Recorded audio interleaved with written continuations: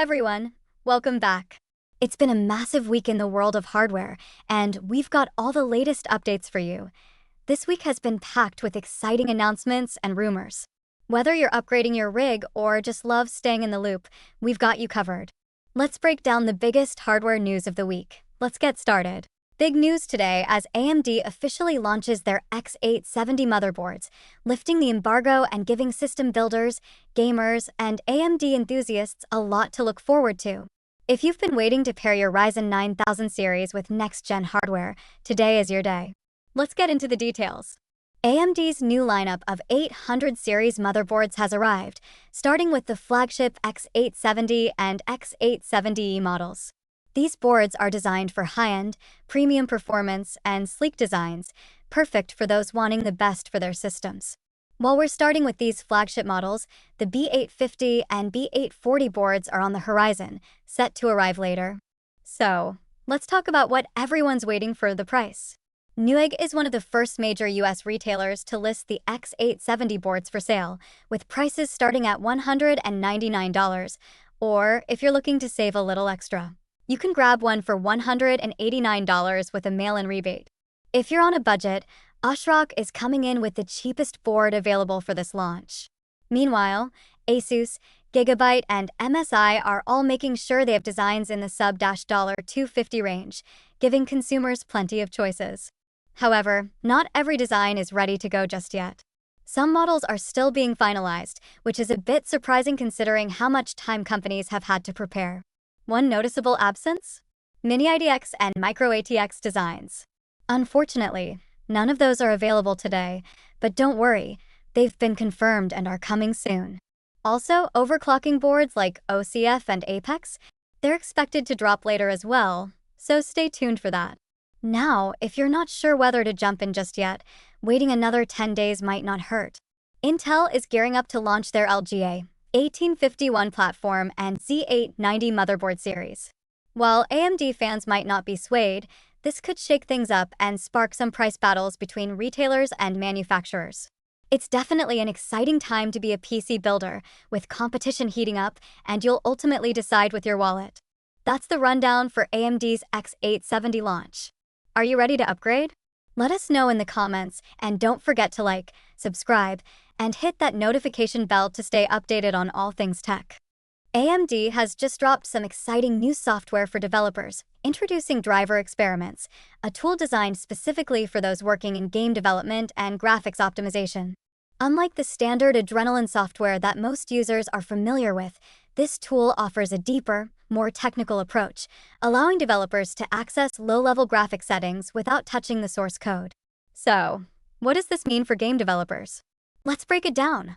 With Driver Experiments, developers now have access to features that were once exclusive to AMD's internal teams working on driver development. This opens up a whole new level of control.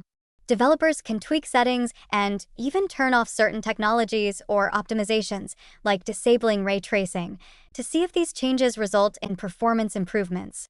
This could significantly reduce the workload for AMD's engineers, as game developers can now handle specific optimizations on their own, or at the very least, identify where issues might be. This tool is part of AMD's broader Radeon Developer Tool suite, which includes other powerful resources like Radeon GPU Detective, Radeon GPU Profiler, Radeon Memory Visualizer, and Radeon Ray Tracing Analyzer. While each of these tools serves a specific purpose, together they form a comprehensive package for developers looking to fine-tune their games and applications. It's worth noting that Driver Experiments is currently compatible with Radeon RX 5000, 6000, and 7000 series GPUs. So, if you're working on one of those, this could be a game changer. The tool supports Windows 10 and 11, but you'll need the latest Adrenaline 2 4.9.1 driver, which was just released this week, to use it. AMD is making waves again with a new addition to its EPYC lineup, this time expanding their Zen 4 based family with the EPYC 8004 series, designed specifically for embedded systems. So, what's new with EPYC Embedded 8004, and why should you care? Let's dive in.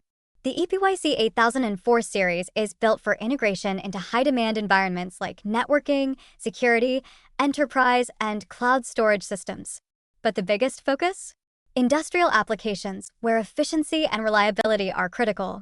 Unlike the EPYC Embedded 9004 series, the 8004 lineup is scaled down, featuring a new SP6 packaging design from the Sienna family. This means we're looking at denser Zen 4C cores rather than standard Zen 4 cores. Another difference? Instead of 12 memory controllers, the 8004 series comes with 6, giving it a leaner, more efficient design. Let's talk performance. The EPYC Embedded 8004 series supports configurations with up to 64 cores, but AMD is also offering 12-core options for less demanding applications. It supports up to 1.152 terabytes of DDR5 memory and operates within a power range of 70W to 225W, making it flexible for various system needs. Now, the top-tier model, the EPYC 8534P, is a beast in its own right. It comes with 64 Zen 4C cores, 128 threads, and a max boost clock of 3.1 GHz, all while running at a default 200W. When you compare this to AMD's flagship from the 9004 series, the 9654P, you get fewer cores, 96 on the 9654P, a slightly lower clock speed, 3.7 GHz versus 3.1 GHz, but with significantly lower power requirements. The 9004 series pulls 360W, whereas the 8004 tops out at 200W. This move shows AMD's commitment to offering scalable solutions, especially in industries where power efficiency and performance go hand in hand. With these new chips, AMD is targeting a huge range of applications, giving companies more flexibility when choosing the right processor for their systems. Big news for AMD users: Fluid Motion Frames 2, AFMF2, is now officially out of its preview state and has landed in the stable Adrenalin driver branch. With the latest Adrenalin 2 4.9.1 driver update, AMD's cutting-edge frame generation technology is ready for prime time. So, what's AFMF2 all about? This new frame generation tech is built right into the driver, meaning there's no need for game developers to do any extra work. All you have to do is head over to the Radeon control panel, enable it on a per-game basis, and boom, your frame rate gets a boost. AFMF2 is also part of AMD's HYPRRX feature stack, which combines it with super resolution technology for an even smoother gaming experience. What's different in this second version of Fluid Motion Frames? AMD has made big improvements in latency and added new user profiles.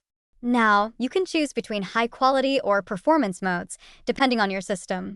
Whether you're gaming on a low-power handheld or a high-end desktop, AFMF2 lets you optimize for the best experience. The best part? AFMF2 supports all RDNA 2 and RDNA 3 graphics, including the Radeon RX 6000, RX 7000, and integrated 700M and 800M series. Unfortunately, it's not supported by older RDNA 1 GPUs or earlier, but for those running newer hardware, it's a game changer. AMD didn't stop there. They also showcased AFMF2 working alongside Variable Graphics Memory, VGM, for the Ryzen AI 300 series, codenamed Strix Point. These technologies are now available with the latest driver updates, although VGM support for Phoenix chips hasn't arrived yet. Intel's gearing up for another big release, and today we're talking about the upcoming Core Ultra 200 series. Set to launch in late October, but this week's announcement isn't focusing on the 65W TDP chips. Nope, the spotlight is on the K series, unlocked processors with a hefty 125W TDP, designed to push performance to the max. One processor catching attention is the Core Ultra 5235, which recently popped up on Geekbench. Now, don't be fooled, this isn't a high-end chip. According to the Geekbench results, the Core Ultra 5235 sports 14 cores, split between 6 Lion Cove performance cores and 8 Skymont efficient cores. For comparison, that's 2 fewer performance cores and 8 fewer efficiency cores than the flagship Arrow Lake S model. But here's the kicker. This CPU reportedly clocks up to a maximum turbo of 4,987 MHz, basically a 5.0 GHz boost clock, which is solid. Intel's also working on a higher-end option, the Core Ultra 5245K, which could be the real successor to the Core i5-14600K. It's expected to feature the same core setup, but with hyper-threading, making it a stronger option for those who need more multitasking power. Right now, it seems like the Core Ultra 5235 offers about a 3% boost in single-core performance compared to its predecessor, but there's not a huge leap in multi-core power. For now, this doesn't seem like a massive upgrade, but it's still impressive how close it gets to higher-end CPUs despite lacking hyper-threading. And for those of you waiting on the non-K series processors, rumor has it they'll be announced around CES 2025. These chips will be aimed at mainstream users, pre-built systems, and OEMs. Lenovo is already reportedly testing their new ThinkCenter PCB G1 systems with these processors, so we might be seeing more details sooner than later. 2024 is shaping up to be the year AI truly steps into the consumer electronics space. But if you ask most people in the laptop community, AI isn't quite the deciding factor when buying a new device just yet. It's only starting to make its way into the laptop market, and that's about to change, especially with Intel's latest move. Intel is gearing up to announce its Core Ultra 200 desktop CPUs, the first desktop processors to come with a dedicated NPU, neural processing unit. And while desktop marketing teams are already hyping it up, just look at the MSI Vision X story. It's important to keep things in perspective. Right now, NPUs can't compete with modern GPUs. These integrated NPUs are great for handling basic AI tasks, like simple language models or generative AI applications. But if you're looking to run anything more complex, you'll still need a powerful GPU with plenty of VRAM. Looking ahead, Intel's future NPU designs are where things get really interesting. Their next big leap in AI processing will come with Panther Lake, which might launch as the Core Ultra 300. This will feature Intel's brand new NPU 5, the latest upgrade in their NPU lineup. If you're keeping track, this would be the third major update to Intel's NPU tech in the Core Ultra family, following the NPU 3 in Meteor Lake and NPU 4 in Lunar Lake. The upgrade to NPU 4 already delivered a massive 3x boost for INT8 operations. Intel employees have confirmed that Panther Lake will include this NPU 5 technology, according to patch notes shared with the media. While Intel hasn't made any official comments on the exact performance, it's expected to be significantly faster than NPU 4, given the jump we've seen between previous generations. For reference, NPU 4 already exceeds Microsoft's 45 TOPS requirement for Copilot Plus PC, so we're excited to see what the future holds. Microsoft, however, has remained tight-lipped on any future AI requirements. So, what do you think? Are you ready for AI to be a bigger part of your desktop or laptop experience? Let us know in the comments. Don't forget to like and subscribe for all your tech updates, and we'll catch you in the next one. Intel has officially closed the book on the elevated voltage issue with their Raptor Lake CPUs. After weeks of speculation and fixes, it's over. The 0x12b microcode update is final. But what does this mean for you? Last week's statement left some questions about whether more updates were coming, but now Intel has confirmed that the latest mitigation for both 13th Gen and 14th Gen Core CPUs is the last one. The 0x12b update is currently being rolled out by motherboard manufacturers, marking the fourth and final fix to address the voltage instability issue. So, what was the root cause of all this? According to Intel, it was the VMIN shift that led to the problem, and they've now confirmed to The Verge that it's been fully resolved. Intel's spokesperson Thomas Hannaford stated, "Yes, we're confirming this is the cause and that it is fixed." So, if you've been worried about your system's stability, this update should finally put those concerns to rest, unless you've been putting off that BIOS update. But what about CPUs already affected? Unfortunately, Intel hasn't released any easy-to-use software that can detect if your chip has the issue or not. If you suspect your CPU is affected, Intel recommends contacting their customer service for a replacement. The good news? Intel has also confirmed that the next-gen desktop and mobile platforms, including the upcoming Core Ultra 200 series, are not impacted by this elevated voltage problem. So, if you're thinking about upgrading, you shouldn't have to worry about this issue affecting future CPUs. Big news for Intel fans, Arrow Lake S is coming soon. Intel has officially confirmed the release date for its next-gen desktop CPUs, and it's just around the corner. So, let's break down what you can expect from this highly anticipated launch. Intel's new desktop CPU series will introduce their latest platform featuring the LGA 1851 socket, replacing the long-standing LGA 1700, which has been around for 3 years. Intel is gearing up for a special pre-announcement briefing for media and influencers to share the first details about the Core Ultra 200 series. This exclusive event is happening soon, but don't expect any leaks just yet. The information will remain under embargo until October 10th. Mark your calendars.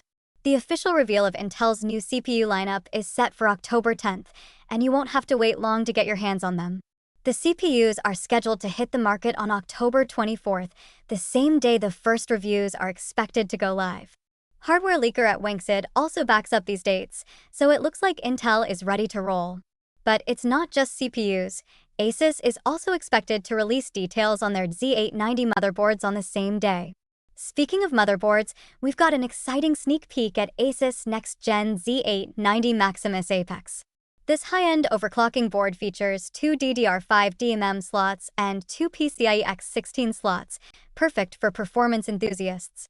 Asus is also working on Z890 designs across their ROG Strix, TUF, ProArt, and Prime series, so there will be plenty of options to choose from.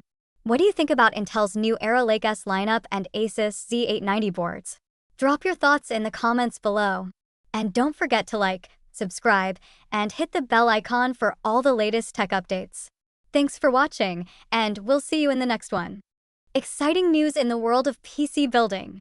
ASRock is leading the charge with the first-ever Mini IDX motherboard featuring Intel's latest Z890 chipset. The company is rolling out at least 12 new boards, and it's clear that they're committed to showcasing their impressive lineup.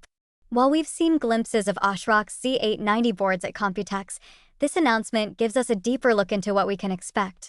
Leading the lineup is the highly anticipated Taichi series, which includes the Taichi, Taichi Lite, and Taichi OCF variants.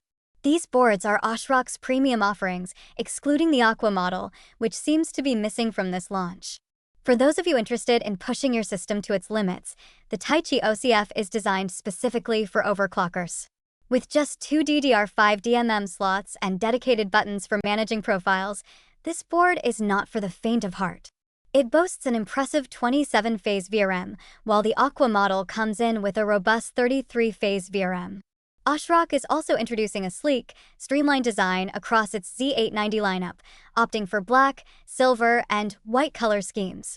However, the Phantom Gaming series stands out with its eye-catching purple accents on the I/O covers. Plus, all boards are set to support cutting-edge features like Wi-Fi 7 and Thunderbolt 4, ensuring you're future-proofed for the latest tech. But here's the big news. The PG Z890i Nova is the first Mini IDX motherboard we're seeing with the Z890 chipset. For those considering compact builds, keep an eye out for the Z890M Riptide, although it's not included in this initial launch. And we've got a sneak peek at the new Z890 Live Mixer board, which has ditched its previous graffiti-inspired design for a more refined look. Mark your calendars. ASRock will officially unveil these new Z890 boards on October 10th. Stay tuned for more updates, and make sure to like and subscribe for the latest news in tech. NVIDIA is set to wrap up production of its GeForce RTX 4080 Super GPU by November, making way for the highly anticipated RTX 5090 and RTX 5080 graphics cards. Reports suggest that this discontinuation follows NVIDIA's earlier decision to cut supply for the RTX 4090 and RTX 4090D, as they aim to streamline inventory and prepare for the launch of the next-generation GPUs. The RTX 4080 Super, which was released earlier this year, is still available at retail outlets, with prices remaining stable, unlike the skyrocketing prices of the RTX 4090. However, sources indicate that the 4080 Super will soon see limited availability, as NVIDIA focuses on its new offerings. Both the RTX 5090 and RTX 5080 are expected to target the ultra-enthusiast market, effectively replacing the current RTX 4090 and 4080 Super models. Preliminary specs for these GPUs have already leaked, hinting at impressive performance enhancements. While NVIDIA might announce both cards simultaneously, it's likely they will have staggered retail launches, a strategy the company has used in the past. Mark your calendars for early 2025, as the launches are anticipated around CES. In a stunning development, NVIDIA's CEO Jensen Huang has reached a remarkable net worth of $109 billion, surpassing the combined value of arch-rival Intel.